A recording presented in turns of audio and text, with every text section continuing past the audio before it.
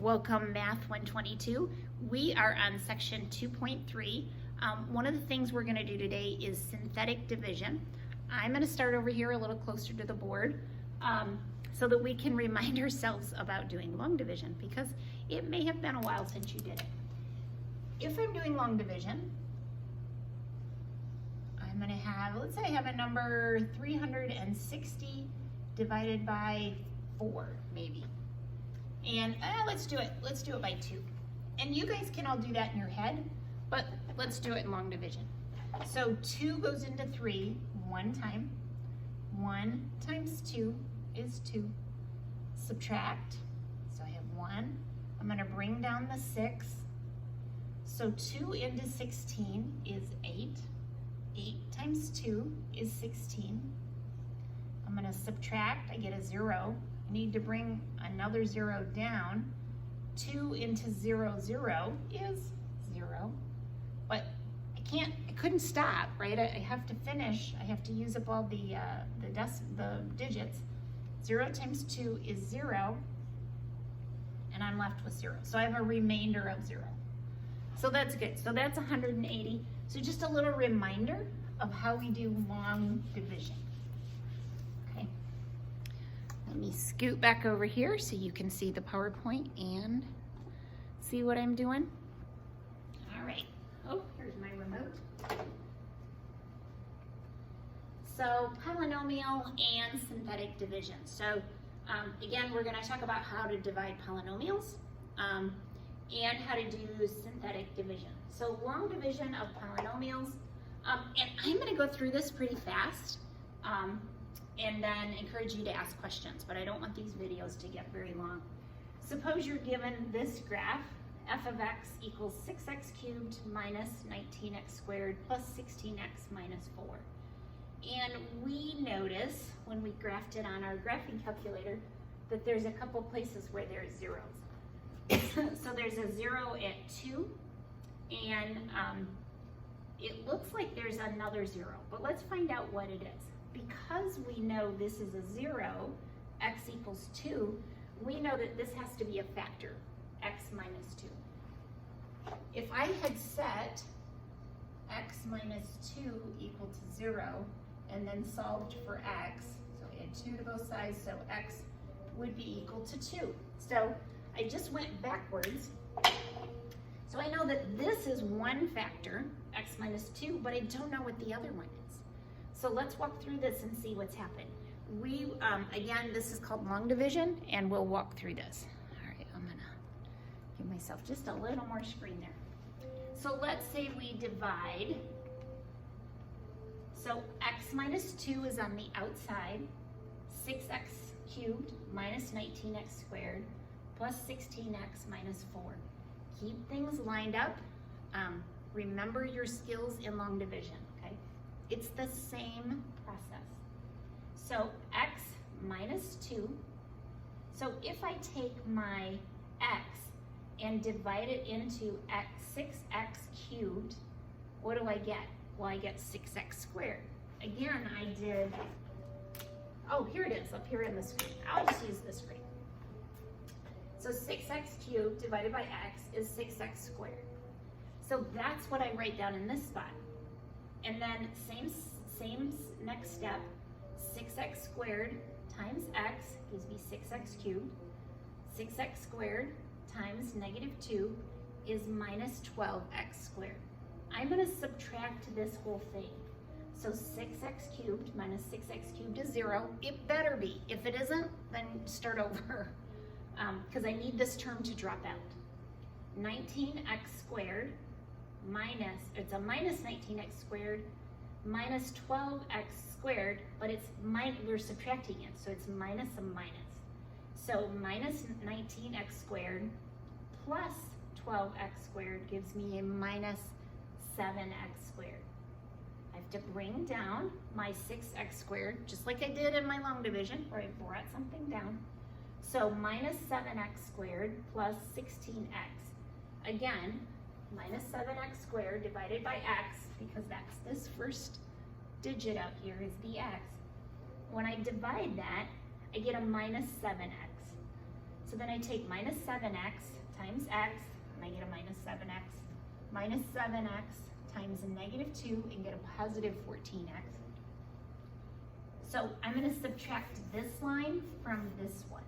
So negative 7x squared minus a minus 7x squared is 0. 16x minus 14x is my 2x. I'm going to take this x and my 2x, so I'll take 2x divided by x. All right, here it is kind of written out here. And I end up with a 2. So 2 times x is 2x. 2 times negative 2 is 2. And, oh, whoops, I had to bring that down. Sorry, I forgot to tell you that. So we subtracted and got 2x, bring down the negative 4. 2 times x is 2x.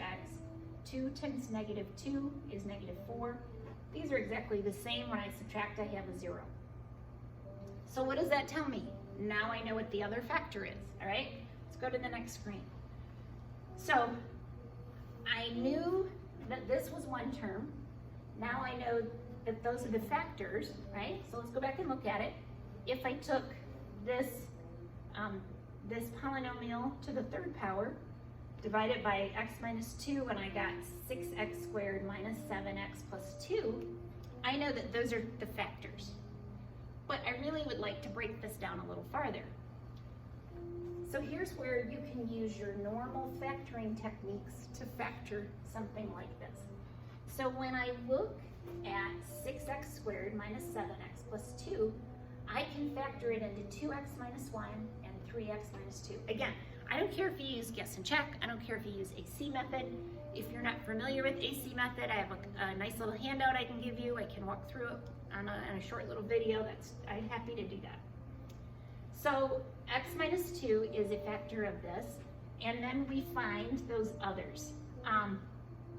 So let's try another one. Let's say that x squared plus 3x plus 5, we know that it's divisible by x plus 1. So when I do this long division, x plus 1 into that, so again, how does that work? X into x squared is x. So x times x is x squared, x times 1 is x. I'm going to subtract. These first two terms better cancel each other out, or you got to start over. 3x minus x is 2x. So x into 2x is 2. 2 times x is 2x. 2 times 1 is 2. Sorry, I forgot to tell you to bring the 5 down. When I subtract, I end up with the 3. Oh goodness, I have a remainder. Well, what do remainders mean? It's whatever the remainder over the divisor, or the thing you were dividing by. So it's x plus 2 plus this remainder, which is 3 over x plus 1. Okay, so this implies that if I were to multiply each side by x plus 1, I could come out with this value. All right. If we were to write this in such a way that we had a, shall we say, a formula. So here is my function, and here is my my d of x and my q of x, and here's a remainder. What we find, if f of x and d of x are polynomials such that d of x is not equal to 0, and the degree of d of x, wait, what's degree? It's the highest power. D of x is less than or greater to less than or equal to the degree of f of x. There is a unique polynomial, q of x and r of x, such that f of x is my dividend, d of x is my divisor, q of x is my quotient, and r of x is my remainder. So I could write it out into this format to give me an answer. All right, I can also write it if I divide both sides by d of x, right? Where was q of x? Q of x was multiplied by d of x. If I divide both sides by d of x, I can put it that way. All right, let's keep going. Anyways, this is another way to do it if you want to. Synthetic division is one of those things that you won't use a lot. There's some, I've met some teachers that love it. Most teachers don't think it's worth a whole lot. It does have a place. If you really hate long division with polynomials, this is another way to do it, synthetic division. Okay? And I want to let you know there's a lot of good videos out there. So if you need to watch some more like Khan Academy videos, absolutely go to Khan Academy, type in synthetic division, and they have some nice short little videos. So let's say x minus k. The first one we did was 2. So let's say x minus 2, but x minus k is, we know that that is a factor of this polynomial. We take that k and put it on the outside. So that k goes out here. Now notice the sign. It's in the form x minus k. That's the positive. So I have to put the positive k out here.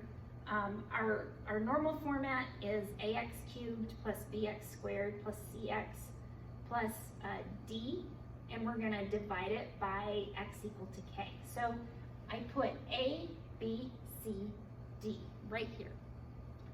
I bring that first value down, so the a just simply comes down. And I do k times a, and I get a value here.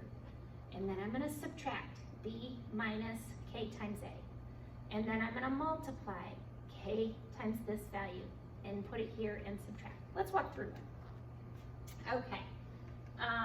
And this is just a reminder to keep track of the sign.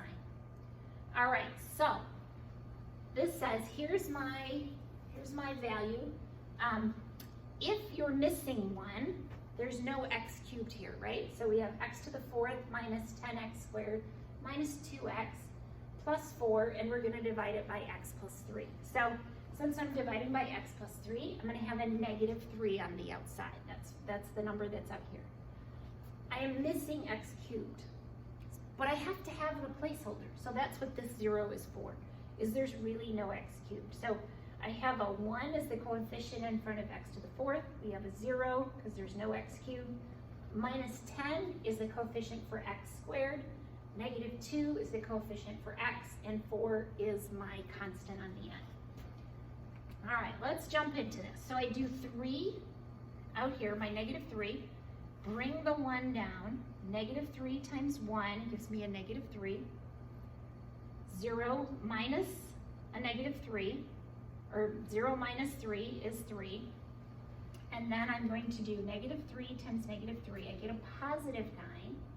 So negative 10 plus 9. You know, I think I've been saying negative. What I mean is add it. It's just that had a negative sign. So I apologize if that seemed confusing. We're adding these. Just remember that's a negative already. So maybe let me just back up and try that again. So we brought the 1 down. Negative 3 times 1 gives me a negative 3. 0 plus whatever's here gives me a negative 3. Negative 3 times negative 3 gives me a positive 9. Negative 10 and 9 gives me a negative 1. Excuse me. Negative 3 times negative 1 gives me a positive 3. Negative 2 and 3 added together gives me a positive 1. Negative 3 times 1 gives me a negative 3. So 4 and negative 3 gives me a 1, and that's my remainder. So now I take that, and I have this 1, which is my 1x cubed, negative 3 minus 3x squared. Negative 1 is my negative x, 1 is my constant, and then I have a remainder of 1. So when I write that out, I have my original polynomial divided by x plus 3 gives me this plus the 1 over x plus 3, okay? So the remainder in factor theorems. So if a polynomial f of x is divided by x minus k, the remainder is this function evaluated at k, all right? That's what that is. Remember, f of k means whatever this function is, I put in the value k wherever I found my x. Let's use this remainder theorem to evaluate.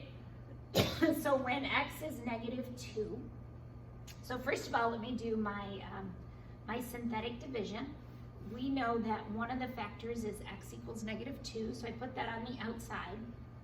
Use my coefficients. There's the 3, the 8, the 5, and the -7. And I do -2. Whoops, let's go to the next screen. Well, let's just talk through it. -2 times 3 gives me a -6, right? Well, I had to bring that first one down. -2 times 3 is a -6. 8 plus -6 is 2. -2 times +2 is -4. 5 and -4 is 1. -2 times 1 is a -2. -7 plus -2 is a -9. Okay? And so what would be my answer? One last, so 3x squared plus 2x plus 1 with a remainder of -9. So what we know is evaluated at -2, I get whatever this remainder is, that -9. Pretty cool formula, I guess that's a good way to say it. Pretty cool formula to me. So that means that -2, -9 is a point on the graph. So it's another way to find a point on the graph. How do I check that? I can put -2 in the original function. This is my original function, and sure enough, we come up with -9. All right, so the factor theorem. So a polynomial f of x has a factor x minus k if and only if f of k equals 0. So if the remainder is 0. So that's a quick way to find out. I can evaluate it at a particular point, an x value, and find out if it is going to be an actual 0 of the graph. Because if it's an actual factor, it will be equal to 0 at that point. Here's another, let me walk through one more synthetic division. So, bring the first 2 down. 2 times 2 is 4. 7 and 4 is 11. 2 times 11 is 22. -4 and 22 is 18. 2 times 18 is 36. -27 and 36 is 9. 2 times 9 is 18. 18 and 18 is 0. Sure enough, the remainder is 0. That means it better be a factor. But we could have also taken this 2 and substituted in here, and I would have found that it was also a 0. All right, you guys are doing great. Keep up the good work.